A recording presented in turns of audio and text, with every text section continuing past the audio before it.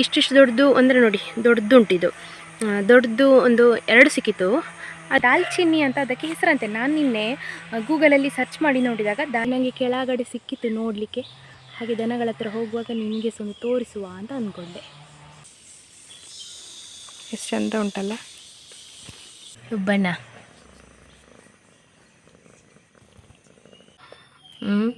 Reply ಮಾಡ್ತಾ ಇರ್ತೇನೆ ನನಗೆ ಮಾತಾಡುವಾಗ ಎಲ್ಲಕ್ಕೂ ಸಹ. ಡಿಂಗಿ ಬಂದಿದ್ದಾನೆ ಅಪರೂಪದವ. ಮಧ್ಯಾಹ್ನ ಇರಲಿಲ್ಲ ಊಟಕ್ಕೆ. ಹಾಯ್ ಎಲ್ರಿಗೂ ಕೂಡ ನಮಸ್ಕಾರ. ಎಲ್ಲರೂ ಹೇಗಿದ್ದೀರಾ? ಎಲ್ಲರೂ ಆರಾಮ ಸೌಖ್ಯ ಅಂತ ಅಂದ್ಕೊಳ್ತಿದ್ದೇನೆ. ನಾನು ನಿಮ್ಮ ಅನುಷಾ ಕೃಷ್ಣ ನಾಯಕ್. ಹಾಗೆ ನನ್ನ ಚಾನಲನ್ನು ನೀವು ಮೊದಲ ಸಾರಿ ನೋಡ್ತಿದ್ದೀರಾ ಅಂದರೆ ಪ್ಲೀಸ್ ಸಬ್ಸ್ಕ್ರೈಬ್ ಮಾಡಿ, ಅಲ್ಲೇ ಬೆಲ್ ಐಕನ್ ಒತ್ತಿ. ಹಾಗೆ ನಿಮ್ಮ ಫ್ಯಾಮಿಲಿ ಫ್ರೆಂಡ್ಸ್ ಒಟ್ಟಿಗೆ ಶೇರ್ ಮಾಡೋದನ್ನು ಕೂಡ ಮರಿಬೇಡಿ. ಇವತ್ತಿನ ವ್ಲಾಗ್ ಸ್ಟಾರ್ಟ್ ಮಾಡುವ. Let's go. ಏಪ್ರಿಲ್ 7ಕ್ಕೆ ಯಾವ್ದೆಲ್ಲ ಬರ್ತಿರುಂಟು ನಿಮಗೆಲ್ಲರಿಗೂ ಕೂಡ ವಿಶ್ ಯು ಹ್ಯಾಪಿ ಬರ್ತ್ಡೇ, ಹುಟ್ಟುಹಬ್ಬದ ಹಾರ್ದಿಕ ಶುಭಾಶಯಗಳು. ಯಾವಾಗಲೂ ಖುಷಿಯಾಗಿ ನಗ್ತಾ ಇರಿ. ಹಾಗೆ ಏಪ್ರಿಲ್ 7ಕ್ಕೆ ಯಾರ್ದೆಲ್ಲ ಬರ್ತಿರುಂಟು ಅವರಿಗೆ ಈ ವ್ಲಾಗನ್ನು ಶೇರ್ ಮಾಡಿ ಹ್ಯಾಪಿ ಬರ್ತ್ಡೇ ಹೇಳೋದನ್ನು ಮರಿಬೇಡಿ.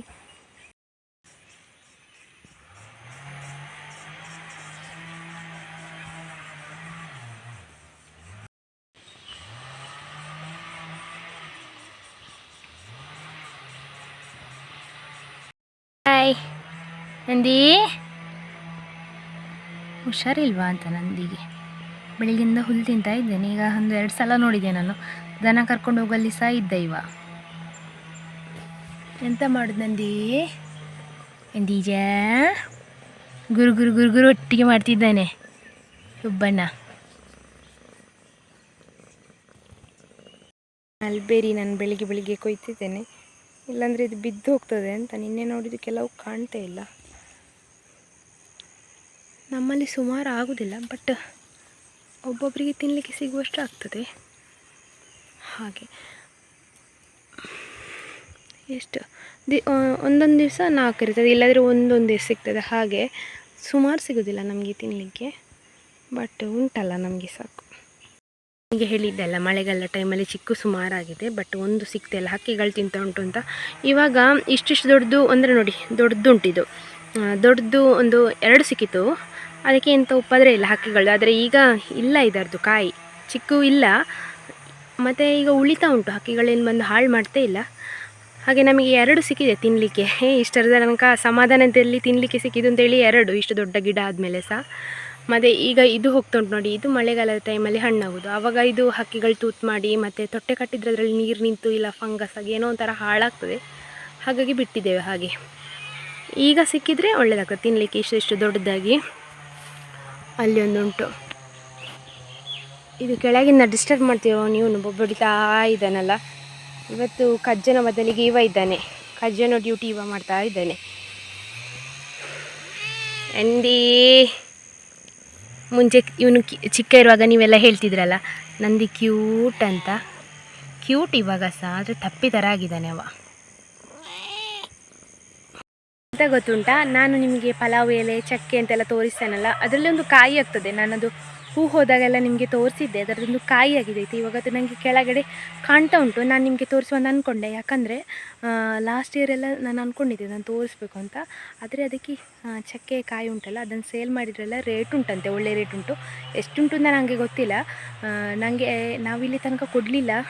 ಹಾಗೆ ನೋಡುವ, ಅದರದ್ದು ಕಾಯಿ ನಿಮಗೆ ತೋರಿಸ್ತೇನೆ. ಅದಕ್ಕೆ ಹೆಸರೆಂತ ಗೊತ್ತುಂಟಾ? ದಾಲ್ಚಿನ್ನಿ ಅಂತ ಅದಕ್ಕೆ ಹೆಸರಂತೆ. ನಾನು ನಿನ್ನೆ ಗೂಗಲಲ್ಲಿ ಸರ್ಚ್ ಮಾಡಿ ನೋಡಿದಾಗ ದಾಲ್ಚಿನ್ನಿ ಅಂತ ಬಂತು. ಮುಂಚೆ ನಾವು ಸಮಾಜ ವಿಜ್ಞಾನ ಓದಬೇಕಾದ್ರೆ ಬ್ರಿಟಿಷರು ಸಂಬಾರ ಪದಾರ್ಥಗಳಿಗೋಸ್ಕರ ಭಾರತಕ್ಕೆ ಬಂದರು ಅಂದರೆ ಅದರಲ್ಲಿ ದಾಲ್ಚಿನ್ನಿ ಅಂತ ಕೂಡ ಒಂದು ಹೆಸರು ಮೆನ್ಷನ್ ಆಗಿದ್ದು ನಿಮಗೆ ನೆನಪಿರ್ಬೋದು. ಅದು ಇದೇ ದಾಲ್ಚಿನ್ನಿ. ಇದಕ್ಕೆ ಅಂತ ಹೇಳೋದು ಲವಂಗ, ದಾಲ್ಚಿನ್ನಿ, ಏಲಕ್ಕಿ ಇದೆಲ್ಲ ಸಂಬಾರ ಪದಾರ್ಥಗಳಿಗೆ ಆ್ಯಡ್ ಆಗ್ತದಲ್ಲ. ಸೊ ನಾನು ನಿಮಗೆ ಅದನ್ನು ತೋರಿಸುವಂತ ಅಂದ್ಕೊಂಡೆ. ಇದು ಹಸಿಯಲ್ಲಿ ಉಂಟು. ಅದನ್ನು ಒಣಗಿಸಿ ಆಮೇಲೆ ಅದನ್ನು ಎಲ್ಲ ಕಡೆ ಸೇಲ್ ಮಾಡ್ತಾರೆ. ಕೆಲವರೆಲ್ಲ ಅದನ್ನು ಬೆಳೀತಾರೆ, ತೋಟದಲ್ಲಿರುವವರೆಲ್ಲ ಬೆಳೆದು ಸೇಲ್ ಮಾಡೋದು ಕೂಡ ಉಂಟು. ತೋಟದಲ್ಲಿ ಕೆಲವರೆಲ್ಲ ನೆಟ್ಟು ಮಾಡಿದ್ದು ಕೂಡ ಇರಬಹುದು. ಹಾಗಾಗಿ ನಾನು ನಿಮಗೆ ಹೇಳಿದ್ದು ಇದು ನಮ್ಮ ಬೇಲಿಯ ಹತ್ತಿರ ಇರುವಂಥದ್ದು ನಮ್ಮದೇ ಮರ. ತೋರಿಸ್ತೇನೆ ಬನ್ನಿ. ಸೊ ಇಲ್ಲಿ ಕಾಣ್ತುಂಟು ನೋಡಿ, ಇದು ಎಲೆ ನೀವು ಯೂಸ್ ಮಾಡುವಂಥದ್ದು. ಇದರ ತೊಗಟೆಯನ್ನು ಕೂಡ ಚಕ್ಕೆ ಥರ ಯೂಸ್ ಮಾಡ್ತೀರಾ. ಆಮೇಲೆ ಇದರ ಕಾಯಿ ಉಂಟಲ್ಲ, ಇದನ್ನು ನೀವು ಸಂಬಾರ ಪದಾರ್ಥಗಳಿಗೆ ಉಪಯೋಗ ಮಾಡ್ತಾರಂತೆ, ಗರಂ ಮಸಾಲೆಗೆ. ನನಗೆ ಸರಿ ಗೊತ್ತಿಲ್ಲ. ದಾಲ್ಚಿನ್ನಿ ಅಂತ ಹೇಳೋದು ಇದಕ್ಕೆ ನೋಡಿ. ಇದು ಹಸಿ ಉಂಟು, ಗಿಡದಲ್ಲಿ ಉಂಟು. ಇದನ್ನು ಒಣಗಿಸಿ ಒಂದು ಸ್ವಲ್ಪ ಬ್ರೌನು ಆಗಬೇಕಾದ್ರೆ ನಿಮಗೆ ಅಂಗಡಿಯಲ್ಲಿ ಶಾಪಲ್ಲೆಲ್ಲ ಸಿಗ್ತದೆ. ನೀವು ಯಾರಾದರೂ ನೋಡಿದ್ದೀರಾ, ಉಪಯೋಗಿಸಿದ್ದೀರಾ ಅಂತ ಕಮೆಂಟಲ್ಲಿ ಹೇಳಿ ನನಗೆ, ಆಯಿತಾ. ಇದನ್ನೇ ದಾಲ್ಚಿನ್ನಿ ಅಂತ ಹೇಳೋದು. ಇದು ಹಸಿ, ಇದನ್ನು ತೆಗೆದು ಒಣಗಿಸಿದರೆ ಸೇಲ್ ಮಾಡಲಿಕ್ಕೆಲ್ಲ ಆಗ್ತದೆ. ಇದರಲ್ಲಿ ಸುಮಾರಿಲ್ಲ, ಆದರೆ ನನಗೆ ಕೆಳಗಡೆ ಸಿಕ್ಕಿತ್ತು ನೋಡಲಿಕ್ಕೆ, ಹಾಗೆ ದನಗಳ ಹತ್ರ ಹೋಗುವಾಗ ನಿಮಗೆ ಒಂದು ತೋರಿಸುವ ಅಂತ ಅಂದ್ಕೊಂಡೆ. ನಾನು ದನಗಳ ಹತ್ರ ಬಂದೆ. ನಾನು ನಿಮಗೆ ಚಕ್ಕೆದು ಕಾಯಿ ತೋರಿಸಿದ್ದೆಲ್ಲ ನೀವು ಯಾರಾದರೂ ಉಪಯೋಗ ಮಾಡಿದ್ದೀರಾ ಅಂತ ಹೇಳಿ, ಅದಕ್ಕೆ ದಾಲ್ಚಿನ್ನಿ ಅಂತ ಕರೆಯುವುದಂತೆ. ನನಗೆ ಇಲ್ಲಿ ತನಕ ಗೊತ್ತಿರಲಿಲ್ಲ. ನಿನ್ನೆ ಅಪ್ಪನ ಹತ್ರ ಕೇಳುವಾಗ ಅವರು ಹೇಳಿದರು ದಾಲ್ಚಿನ್ನಿ ಅಂತ. ನಾನು ಇಲ್ಲಿ ತನಕ ಅದರದ್ದು ಚಕ್ಕೆದು ಕಾಯಿ ಹಾಗೆಯೇ ಅಂದ್ಕೊಂಡಿದ್ದದು, ಅದಕ್ಕೊಂದು ಹೆಸರು ಉಂಟು ಅಂತ ನಿನ್ನೆ ಅಪ್ಪ ಹೇಳುವಾಗ ಗೊತ್ತದ್ದು. ಅದಕ್ಕೆ ನಾನು ಗೂಗಲ್ ಮಾಡಿ ನೋಡಬೇಕಾದ್ರೆ ಇದೇ ಕಾಯಿದು ಚಿತ್ರ, ಫೋಟೋ ಎಲ್ಲ ಕೂಡ ಬಂತು. ಹಾಗಾಗಿ ಹೌದು ಅಂತ ಅನಿಸಿತು. ನೀವು ಯಾರಾದರೂ ನೋಡಿದ್ದೀರಾ ಅಂತ ಹೇಳಿ, ಮತ್ತು ನೀವು ಎಂತಕ್ಕಾದರೂ ಉಪಯೋಗ ಮಾಡ್ತೀರಾ ಅಂತ. ಎಲ್ಲರೂ ಕೂಡ ಗರಂ ಮಸಾಲೆ ಇದಕ್ಕೆ ಉಪಯೋಗ ಮಾಡೋದು, ಬೇರೆ ಎಂತಕ್ಕಾದರೂ ಯೂಸ್ ಮಾಡ್ತಾ ಇದ್ದರೆ ಹೇಳಿ ನನಗೆ. ದನಗಳ ಹತ್ರ ಬಂದೆ, ಬೆಳಗ್ಗೆದ್ದು ಕೆಲಸ ಎಲ್ಲ ಮುಗಿಸಿ, ಬಟ್ಟೆ ವಾಶ್ ಮಾಡಿ, ಮನೆಯೆಲ್ಲ ಗುಡಿಸಿ ಎಲ್ಲ. ಈಗ ಒಮ್ಮೆ ಬದಲಿಸಿ ಬಿಡುವ. ಹುಲ್ಲು ಬೇಕಾದಷ್ಟು ಉಂಟು, ಎಲ್ಲಿ ಬೇಕಾದ್ರೂ ಕರ್ಕೊಂಡೋಗಿ ಕಟ್ಬೋದು. ಆದರೆ ನನಗೆ ಇವರದ್ದು ಹಿಂಡಿ ಖಾಲಿಯಾಗಿದೆ ಅಂತ, ತಿನ್ನುವಂಥದ್ದು ಹಿಂಡಿ ಉಂಟಲ್ಲ ಬೆಳಿಗ್ಗೆ ಕೊಡುವಂಥದ್ದು, ಅವ್ರಿಗೆ ಇಲ್ಲ ಈಗ ಕೊಡಲಿಕ್ಕೆ. ಯಾವಾಗ ಬರ್ತದೆ ಅಂತ ಶಾಪ್ ಅವ್ರ ಹತ್ರ ಕಳಿಸ್ಲಿಕ್ಕೆ ಹೇಳಿದ್ದೇನೆ. ಯಾವಾಗ ಬರ್ತದೆ ಅಂತ ಕಾಯ್ತಾ ಇದ್ದೇನೆ. ಬಂದ ಹಾಗೆ ಕೊಡಬೇಕು ಇವರಿಗೆ. ನನ್ನ ಮುಖ ನೋಡೋಕೆ ಬೇಜಾರು ಅನ್ನಿಸ್ತದೆ. ಕೊಕ್ಕರೆಗಳು ಮೊನ್ನೆ ಎಲ್ಲ ಇರಲಿಲ್ಲ, ಕಾಣೆಯಾಗಿದ್ದರು. ಈಗ ಇಬ್ಬರು ಬಂದಿದ್ದಾರೆ, ಹೊಸೊಬ್ರ ಅಂತ ಕಾಣ್ತದೆ. ಮೂವರಿದ್ದಾರೆ. ನಮ್ಮ ಮಂಗು ಗೌರಿ ಹತ್ರ ಇಬ್ಬರು ಇದ್ದಾರೆ, ಅಲ್ಲ ಪುಟ್ಟ ಗೌರಿ ಹತ್ರ. ಈಗ ನಾನು ಮಾವಿನ ಹಣ್ಣು ಹೆಕ್ಲಿಕ್ಕೆ ಹೋಗ್ತಾ ಇದ್ದೇನೆ. ಕಾಡು ಮಾವಿನ ಹಣ್ಣು ಸಿಗ್ತದಾ ಇಲ್ವಾ ಅಂತ ಗೊತ್ತಿಲ್ಲ ನನಗೆ, ಯಾಕಂದರೆ ನಿನ್ನೆ ಹೋಗಲಿಲ್ಲ. ಈಗ ಮಧ್ಯಾಹ್ನ ಹೋಗ್ತಾ ಇದ್ದೇನೆ. ಬೆಳಿಗ್ಗೆ ಹೋದರೆ ಸಿಗ್ತದೆ. ರಾತ್ರಿ ಬಿದ್ದದ್ದು ಅಥವಾ ಗಾಳಿಗೆ ಬಿದ್ದದ್ದು, ಮಳೆಗೆ ಬಿದ್ದದ್ದು ಅಂತ ಹೇಳಿ ಇರ್ತದಲ್ಲ. ಮತ್ತು ನಿನ್ನೆ ಆದಿತ್ಯವಾರ ಯಾರಾದರೂ ಬೇರೆಯವ್ರು ಹೆಕ್ಕಿರ್ಬೋದು ಅಂತೇಳಿ ನಾನು ಹೋಗಲಿಲ್ಲ. ಹಾಗೆ ಈಗ ಹೋಗ್ತಾ ಇದ್ದೇನೆ. ಎಷ್ಟು ಸಿಗ್ತದೆ ಅಂತ ನೋಡುವ. ಸಿಗಲಿಲ್ಲಾದರೂ ತೊಂದರೆ ಇಲ್ಲ, ಒಂದು 4 ಸಿಕ್ಕಿದ್ರೂ ಸಾಕು ನಮಗೆ. ನೋಡ ಬನ್ನಿ. ಇದೊಂದು ಹೂ ನೋಡಿ ಅಂತೆ, ದಾರಿಯಲ್ಲಿ ಸಿಕ್ಕಿತ್ತು ನನಗೆ ಹೋಗುವಾಗ. ಇದು ಪ್ಲಾಸ್ಟಿಕ್ ಹೂ ಥರ ನೋಡಲಿಕ್ಕೆ, ಹಿಡಿಲಿಕ್ಕೆ ಕೂಡ ಪ್ಲಾಸ್ಟಿಕ್, ಹಾಗೆ ಗಿಡದಲ್ಲಿ ಆಗುವ ಪ್ಲಾಸ್ಟಿಕ್ ಹೂ ಅಂತ ಹೇಳ್ಬೋದು. ಇದು ನೋಡಿ ಮೊಗ್ಗೆಲ್ಲ ಎಷ್ಟು ಚೆಂದ ಉಂಟು. ಈಗ ಇದರದ್ದು ಸೀಸನ್, ಹೂವಾಗುವಂಥ ಸೀಸನ್. ನಿಮಗೆ ಗೊತ್ತಿದ್ದರೆ ಹೇಳಿ ಇದರದ್ದು ಹೆಸರು, ನನಗೆ ಸಹ ಗೊತ್ತಿಲ್ಲ. ಆದರೆ ನಮಗೆ ಚಿಕ್ಕ ಒಂಥರ ಕ್ಯೂರಿಯಾಸಿಟಿ ಇದನ್ನು ನೋಡಲಿಕ್ಕೆ. ಚೆಂದ ಉಂಟಲ್ಲ ಮಾವಿನ ಹಣ್ಣು. ನೋಡಿ ಇದು ಹೇಗೆ ಉಂಟು ಅಂತ, ಕಲರ್ ನೋಡಿ ಅಂತೆ, ಎಷ್ಟು ಚೆಂದ ಉಂಟಲ್ಲ. ಒಂದು 6-7 ಮಾವಿನ ಹಣ್ಣು ಸಿಕ್ಕಿತ್ತು ಅಷ್ಟೇ. ಇನ್ನು ಮನೆಗೆ ಹೋಗುವ. ಇದು ನೋಡಲಿಕ್ಕೆ ಕ್ಯೂಟ್ ಅಂತ ಅನಿಸಿತು, ನಿಮಗೆ ಸಹ ತೋರಿಸುವ ಅಂತ. ಅಂದರೆ ತುಂಬ ಸಿಹಿ ಇರ್ತದೆ. ಮಾವಿನಹಣ್ಣು ಬೀಳಲಿಕ್ಕೆ ಸುಮಾರು ಬೀಳ್ತದೆ. ಎಲ್ಲದಕ್ಕೂ ಈ ಥರ ಗಾಯ, ಇಲ್ಲದ್ರೆ ರೋಗ, ಪೆಟ್ಟದ್ದೆಲ್ಲ ಕೂಡ ಉಂಟು. ಹಾಗಾಗಿ ಅದನ್ನು ತಗೊಂಡು ಹೋಗ್ಲಿಕ್ಕೆ ಆಗೋದಿಲ್ಲ, ಅದನ್ನು ಇಲ್ಲೇ ಬಿಟ್ಟು ಹೋಗ್ಬೇಕಷ್ಟೇ. ಬೀಳಲಿಕ್ಕೆ ಈ ಥರದ್ದು ಸುಮಾರು ಉಂಟು. ಅಂತ ಗೊತ್ತುಂಟ, ನಮಗೆ ಚಿಕ್ಕ ಇರುವಾಗಿಂದ ಸಹ ನೆಂಟರ ಮನೆಗೆ ಹೋಗಲಿಕ್ಕೆ ಅಂತ ಹೇಳಿದರೆ, ಒಂದು ನನ್ನ ಚಿಕ್ಕಮ್ಮನ ಮನೆ, ನಾನು ಮೊನ್ನೆ ಹೋಗಿದ್ದೆಲ್ಲ ಗೃಹ ಪ್ರವೇಶಕ್ಕೆ, ಅಣ್ಣನ ಮತ್ತು ಚಿಕ್ಕಮ್ಮನ ಮನೆ, ಅಲ್ಲಿಗೆ ಅದು ದೊಡ್ಡಕ್ಕ ಕರ್ಕೊಂಡು ಹೋಗ್ತಿದ್ದದ್ದು. ಮತ್ತು ದೊಡ್ಡಕ್ಕನ ಮದುವೆ, ಅಚ್ಚಕ್ಕನ ಮದುವೆ ಎಲ್ಲ ಆದಮೇಲೆ ಅಕ್ಕನವರ ಮನೆಗೆ ಮಾತ್ರ ನಮಗೆ ನೆಂಟರ ಮನೆಗೆ ಹೋಗಲಿಕ್ಕಿದ್ದದ್ದು. ಮತ್ತು ನಾವು ಎಲ್ಲಿ ಸಹ ನೆಂಟರ ಮನೆಗೆ ಹೋದದ್ದು ಅಂತಲೇ ಇಲ್ಲ. ಆದರೆ ನಾವು ಅಚ್ಚಕ್ಕನ ಮನೆಗೆ ಓಡ್ತಿದ್ವಿ. ಯಾಕೆ ಗೊತ್ತುಂಟ, ಅವಳು ಈ ಕಾಡು ಮಾವಿನ ಹಣ್ಣು ಉಂಟಲ್ಲ, ಅದನ್ನು ಉಪ್ಪಲ್ಲಿ ಹಾಕಿಡ್ತಿದ್ದು. ಉಪ್ಪಲ್ಲಿ ಹಾಕಿ ಥರದೊಂದು ಗೊಜ್ಜು ಮಾಡ್ತಾಯಿದ್ದು. ಮತ್ತು ಅವಳ ಮನೇಲಿ ಟಿ ವಿ ಇತ್ತು ದೊಡ್ಡದು, ಅದನ್ನು ನೋಡಲಿಕ್ಕೆ ಅಂತ ಹೇಳಿ ಹೋಗೋದು. ಅವರ ಮನೆಗೆ ಹೋಗಿ ಒಂದು 10-15 ದಿವಸ ನಿಂತು ಮಾವಿನ ಗೊಜ್ಜಲ್ಲಿ ಊಟ ಎಲ್ಲ ಮಾಡಿ ಬರ್ತಿದ್ದದ್ದು. ಅದೊಂದು ಚಿಕ್ಕ ಇರುವಾಗ ಅದು ಮೆಮೊರಿ. ಹಾಗೆ ಅದನ್ನು ನೋಡಿ ಅವಳು ಅಚ್ಚಕ್ಕ ಮಾವಿನ ಹಣ್ಣು ಉಪ್ಪಲ್ಲಿ ಹಾಕಿರ್ತಾಳಲ್ಲ, ಅವಳಿಂದಲೇ ಕಲ್ತದ್ದು ನಾನು ಸಹ. ಈಗ ನನಗೆ ಎಕ್ಸ್ಟ್ರಾ ಮಾವಿನ ಹಣ್ಣು ಸಿಗ್ತದಲ್ಲ, ಅದನ್ನು 1-2 ಮಾವಿನ ಹಣ್ಣು ಉಪ್ಪಲ್ಲಿ ಹಾಕಿಡ್ತಾ ಹೋಗ್ತಾ ಇದ್ದೇನೆ. ಮಳೆಗಾಲಕ್ಕೆ ಊಟ ಮಾಡಲಿಕ್ಕೆ ಒಳ್ಳೆಯದಾಗ್ತದೆ. ಹಾಗೆ ಕಾಜು, ನಾನು ಹುಲ್ಲು ಮಾಡಿ ಬಂದೆ ತೋಟದಿಂದ. ಇವಾಗ ಬರಲಿಲ್ಲ, ಅಣ್ಣ ಬಂದಿದ್ದ ನಿಂದು. ಈಗ ಇಲ್ಲಿ ಕರಿತಿದ್ದಾನೆ, ನಾನು ಎಲ್ಲಿ ಹೋದ್ದು ಮುರ್ರು ಅಂತ ಮಾಡ್ತಿದ್ದೇನೆ, ಹಿಂದೆಯಿಂದ ಮುಂದೆಯಿಂದ ಅಂತ. ಕಾಜು, ಎಂತಕ್ಕೆ ಬರಲಿಲ್ಲ ನೀನು? ಸಂಜೆ ಆಯಿತು, ಹಕ್ಕಿಗಳು ಚಿಲಿಪಿಲಿ ಕಲರವ ಮಾಡ್ತಾ ಉಂಟು ನೋಡಿ. ಅದರೊಟ್ಟಿಗೆ ನಮ್ಮ ಕಜ್ಜೊಂದು ಸಹ ಚಿಲಿಪಿಲಿ ಕಲರವ ಉಂಟು. ಕಜ್ಜು, ಅಣ್ಣ ಬಂದಿದ್ದ, ಟಿಂಕಿ ಸಹ ಬಂದಿದ್ದ ಹುಲ್ಲಿಗೆ, ಇವ ಬರಲಿಲ್ಲ. ಟಿಂಕಿ,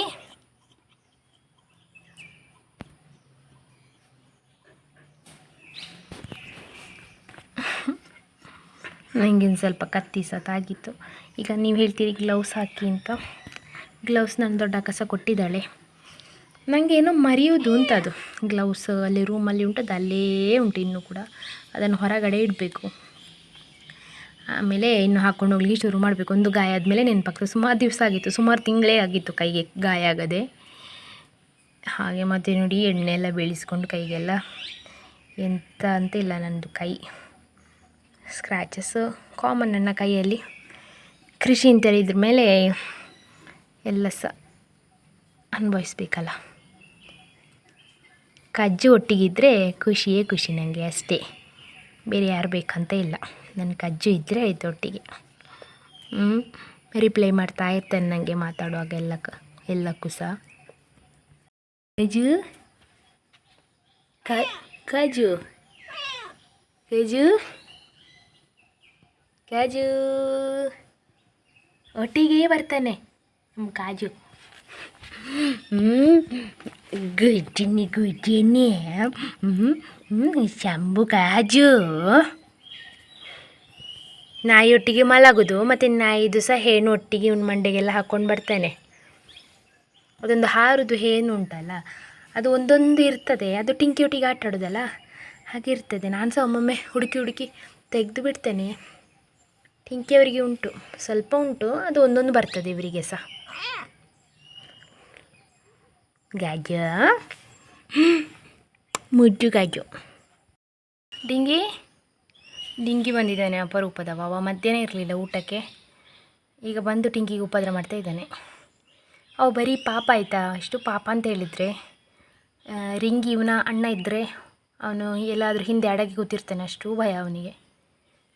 ಅವನೊಟ್ಟಿಗೆ ನಮ್ಮ ಕಜ್ಜಿ ಇದ್ದಾನೆ, ಅವನು ಬರೀ ಉಪದ್ರಿ. ಆದರೂ ತೊಂದರೆ ಇಲ್ಲ, ನಮ್ಮ ಕಜ್ಜಿ ಯಾರಿಗೆ ಸಹ ಉಪದ್ರ ಮಾಡಲಿಕ್ಕೆ ಹೋಗೋದಿಲ್ಲ, ನಮಗೆ ಮಾತ್ರ. ಅಣ್ಣನವರಿಗೆ ತಮ್ಮನವರಿಗೆ ಯಾರಿಲ್ಲ. ಆದರೆ ಇವನಿಗೆ ಸಹ ತಪ್ಪಿಯನ್ನು ಕಂಡ್ರೆ ಭಯ, ಎಲ್ಲರಿಗೂ ಒಬ್ಬೊಬ್ಬರನ್ನು ಕಂಡ್ರೆ ಭಯ ಅಲ್ಲ ಕಜ್ಜು. ಈಗ ಮಾತ್ರ ಬಾಲ ಎತ್ತಿ ನಿಂತಿರ್ತಾನೆ, ತಪ್ಪಿಯನ್ನು ನೋಡಿದರೆ ಎಲ್ಲಾದರೂ ಅಡಗಿ ಕೂರ್ತಾನೆ, ಅಷ್ಟು ಹೆದರಿಕೆ. ಟಿಂಕಿ ಮಾತ್ರ ಎಲ್ಲರಿಗೂ ಸಹ ಇಷ್ಟ. ಯಾವಾಗದಿಂದ ನಂದು ಫಸ್ಟ್ ಒಂದು ವ್ಲಾಗ್ ಮಾಡ್ತಿದ್ದೆ ನಾನು ಹಳೆ ಫೋನಲ್ಲಿ, ಆವಾಗನೇ ಟಿಂಕಿಗೆ ಮತ್ತು ಜೂನಿಗೆ ಫ್ರೆಂಡ್ಶಿಪ್. ಈಗ ಇಲ್ಲ ಫ್ರೆಂಡ್ಶಿಪ್, ಆದರೆ ಇವರು ಕಂಟಿನ್ಯೂ ಮಾಡಿದ್ದಾರೆ ಅದನ್ನು. ರಿಂಗಿ ಡಿಂಗಿ ಕಜ್ಜು ನಂದು ಶಂಭು